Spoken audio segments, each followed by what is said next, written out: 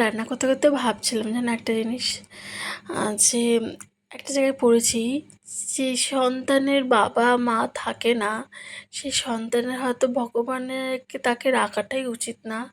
বাবা মার সাথে সাথে জীবনটা যেন শেষ হয়ে যায়। হুম, একদিকে ভাবলে সত্যিই ঠিক, কোনোটাই ভুল না। কেন, ভাগ্য জিনিসটা সত্যিই ভালো করে নিয়ে জন্মাতে হয়, বিশেষতভাবে একটা মেয়ের জন্য। একটা মেয়ের খুব দরকার ভাগ্যটাকে ভালো নিয়ে জন্মগ্রহণ করার। ভাগ্য ভালো না হলে না, জীবনটা একদমই ভালো হয় না। পয়সার দিক থেকে বলছি, কিন্তু তা যদি ভাবো তাহলে সেটাও আছে, নেই যে তা না। তবুও বাবা মা থাকা একটা মেয়ের জীবনে খুব খুব খুব দরকার। মানে নাহলে জানো তো, মানে কি বলবো, একটা মেয়ে কেন, একটা ছেলেরও দরকার, কিন্তু তবুও ছেলেদের ফিলিংসটা অতটা বোঝা যায় না, বা অত বোঝায় না আমাদের সমাজ। আমাদের সমাজে প্রতিটা পদক্ষেপে না মেয়েদেরকে শিক্ষা দিতে থাকে, মেয়েদেরকে বোঝাতে থাকে, আর মেয়েদের ফিলিংসটা বলে না প্রচণ্ড পরিমাণে। মেয়েরা ওভার থিঙ্কিং করতে থাকে, মানে মেয়েরা একটু বেশিই বোঝে। তো সেই ক্ষেত্রে আমি বলবো, বাবা মার সাথে সাথে যেন মেয়েদের জীবনটাও যেন স্টপ হয়ে যায়, বা এটা আমি ফিল করছি। কেন জানি না, কারণ সত্যি কথা, আমার বাবা যতদিন ছিল না ততদিন জীবনটা আমাদের আলাদাই ছিল। বাবা বাবা চলে যাওয়ার পর থেকে অনেকের অনেক কিছু ভাবনা, যে এখন দেখো সুযোগ নেবে, হয়তো হেল্প লাগবে।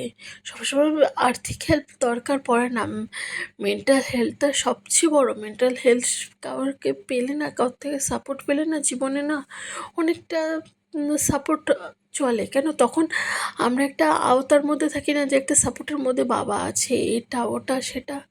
সেটা তো বাইরে থেকে যখন চলে আসে না, তখন সেই জিনিসগুলো প্রচণ্ড পরিমাণে, কী আর বলবো তোমাদের, তোমরা সবই জানো। তবুও এই কষ্ট হচ্ছিল, কিছু কষ্ট। হ্যাঁ, নিজের মানুষ আর নিজের থাকে না, সবাই ভাবে কিছু না কিছু স্বার্থের জন্য। এবার দেখো, ভুল সবার মধ্যেই আছে, ভুল তুমিও করছো আমিও করছি। ভুল কিন্তু একা ভুল হয় না, ভুল দুপক্ষ থেকেই হয়। ভুলটা এমনি এমনি হয় না। আজ কাউকে ফোন করলে কেউ ভাবে হয়তো, ধুর বাবা মা নেই, তাহলে নিঘাত কোনো সাপোর্ট বা হেল্পের জন্য আছে। এই জন্য কাউকে ফোন করাই বন্ধ করে দিয়েছি।